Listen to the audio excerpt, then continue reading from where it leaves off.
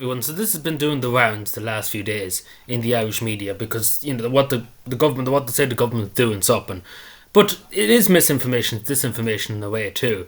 They are right in theory that Ireland is one of the most educated countries in the world. They are right in saying that, but at the same time, that's all well and good. But there's another side to the coin, and the other side is a lot of people, Irish people particularly, when they go to university, my age, I know so many of them, they went to university for a year or 2 or 3 years, and as soon as they got out the door, there was no jobs, there was nothing for them, they couldn't afford rent. Even if they got a high paying job and paid thousands to go to college and do a big course and stuff, they couldn't find a job, they couldn't find a place to live. So they had to go abroad. So pretty much what I'm trying to say, it was all useless in a lot of cases, the education system in this country in towards a home level education, because Irish people can't get jobs. They're forced literally on planes to go at this stage, because they simply can't. I know two people that went to college, they went for about 3 years each, and they simply couldn't find a job, and they got a big enough qualification, and they paid a good few for student accommodation, except they paid a lot of money, and when they came out and got the degree that they worked 3 years for, there was nothing for them. So the logical conclusion, the only conclusion they had, was time to go to Australia. And that's unfortunately the reality. And the government won't admit it. We're bringing in so many people from India, etc. So we're bringing everybody in from the world to study in Ireland. It doesn't make any sense. And they can get jobs here. It doesn't make any logical sense. But, it's insane too. Because the majority, only Irish people too, have to leave. And everybody else comes in. It doesn't make any sense, if you really ask me. And especially because, again, all the media are talking, oh yeah, it's a great thing. It's marvellous that Ireland's so educated and stuff like that. But in reality, it's total falseness. Because let's be fair, a lot of the education is not, when you get it on paper, it's not worth shit, to be totally honest. Excuse my language. But, because nobody can afford to live, pretty much, in this country. No Irish people can afford to live. And again, they're forced abroad. But not even that. In theory, for a lot of people with special needs and stuff like that, like myself with dyslexia and stuff, you're fucked, pretty much. I have no opportunity to go to college. Even if I had the money now, if I had the money to go for the biggest course in the country. But the fact of the matter is, there's no help for special needs kids. You're just left, you're forgotten about. They don't give a shit about you, the Irish government. So it's all well and good reading this article. You think the Irish government were paying trillions a year to make sure the Irish education, so that everybody gets an education. But in reality too, there's so many poor children I know too, who are in my class and stuff. They have to scrape. The parents are scraping up to send them to college. They're scraping to cut back and stuff, and so the way they're phrasing it here, there was not a problem in the country. The way the media is going on about it, there's loads of problems. There's still poverty in this country, but it doesn't make any sense why the majority of Irish, the third level educations at the moment, the majority of people who are coming here from India, etc., and how are they all coming here, etc. It doesn't make any sense, and they can get jobs and stuff here. It doesn't make any logical sense.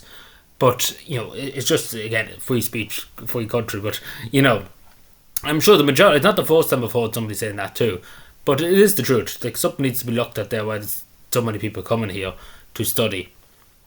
And it's the European Union paying for it, who's paying for it.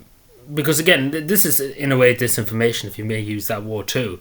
Because it's correct in theory that yes, people are getting the majority of people do get an education, but they don't stay here. It's no good to them if they have to leave to go somewhere else to get a job. It doesn't make any logical sense why somebody would study here. An Irish person who grew up here all their life, spent 20 years here, why they do their study here for, say, 3 or 4 years, and then as soon as they get the paper, as soon as they get the hard work, they can't find a job. And again, there's so many instances of that. We could spend an hour or two looking at each article saying about people who've done big degrees, huge degrees, spent thousands to go to college, and then at the end of it all, after the hard work was all said and done, they got good marks. They went looking for a job and all, couldn't find it. Even if they did, I tell you for a fact, I've seen so many. They got through college, they got it all done, but then as soon as they wanted to go and find an apartment, or even to rent or to buy, get a loan from the bank, it was simply impossible.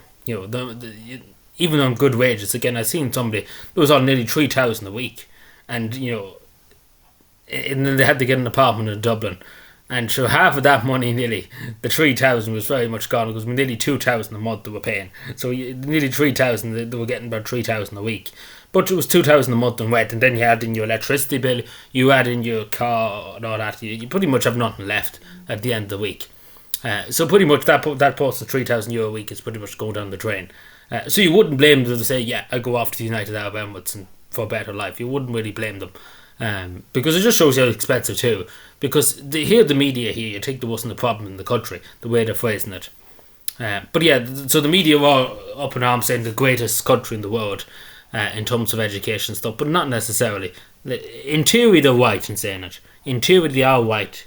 But in reality, there's another side to the coin. And they don't want to talk about the other side to the coin because it looks bad in every part of this country.